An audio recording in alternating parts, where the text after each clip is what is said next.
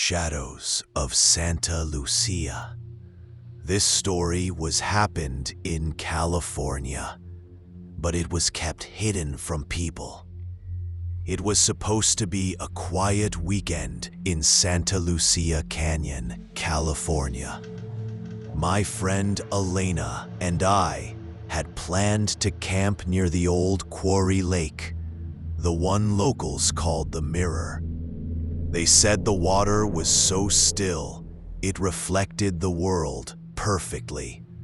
But if you looked too long, something else might stare back. We laughed it off, of course. Urban legends are just bored people with flashlights, Elena had said, tossing her pack into the trunk. By the time we reached the trailhead, the sun was bleeding into the Pacific, all orange and bruised purple. The air smelled like eucalyptus and salt. I remember saying how beautiful it was. She smiled and said, "Beauty hides the best nightmares." "Haha, dramatic much?" I teased. She just winked. We set up camp before dark. Small fire, 2 tents, and our phone felt too quiet, like the air itself was listening. Around 9, a cold wind swept through and carried a whisper with it. It sounded like someone softly humming. "Probably the wind," Elena said, forcing a grin. But I saw her eyes. They didn't believe her mouth. Around midnight, I woke up needing to pee. My tent zipper was stuck, and I cursed under my breath trying to get it open. That's when I heard it again.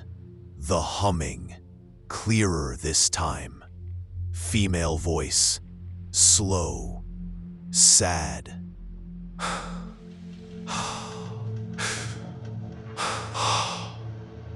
It wasn't laughter exactly, more like a breath pretending to be one. I froze halfway out of my sleeping bag. "Elena?" I whispered.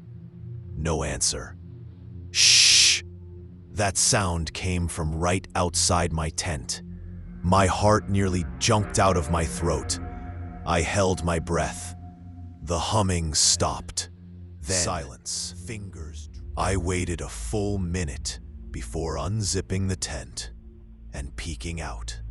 The moonlight cut through the trees like silver knives. Nothing. Just the dark, endless quiet. The next morning, Elena was already up, staring at the lake. Her face looked pale, almost gray. "Did you sleep?" I asked. She didn't look at me. I heard her. That stopped me cold. "Who?" I demanded. "The woman." She was crying, then laughing. She turned, and I saw dirt on her cheek, like she'd been on the ground. I told her what I'd heard. She nodded like it confirmed something terrible. "There's a story," she said, "about a woman who drowned here after her husband pushed her in. They say she still sings at night." I tried to laugh it off, but it came out dry. "Great bedtime story." Elena didn't laugh. We decided to pack early, but the trail felt different. Quieter, heavier. The forest pressed close. We realized we'd been walking in circles. I recognized a dead tree we'd passed before. Same strange claw marks carved into it. Elena kicked a rock and groaned. "This is stupid. We're fine. We just..." Crunch. A sound came from behind us. Heavy, deliberate footsteps. I turned around, but there was nothing. "Elena," I whispered, "did you hear?" She nodded before I finished. "Run." We bolted down the trail. Branches clawed at our arms. Breath burning, hearts pounding like war drums. Then, clear as a bell, ha ha ha! It echoed around us. Not ahead, not behind, but everywhere. We didn't stop until we burst into a small clearing. The lake glimmered before us. Somehow, we had circled back to camp. Elena dropped to her knees. No. The tents were gone. Only 2 sleeping bags remained, soaking wet and laid perfectly side by side. Shaking. We're going to the car. We followed the dirt road, but it was shorter than before, or maybe longer. Every bend looked the same. The lights started to fade. The forest hum returned, now rising into a soft, rhythmic chant. "Elena," I gasped. "Say something, anything." But she wasn't beside me anymore. "Elena?" My voice cracked. I turned, and she was standing by the lake again, motionless, head tilted.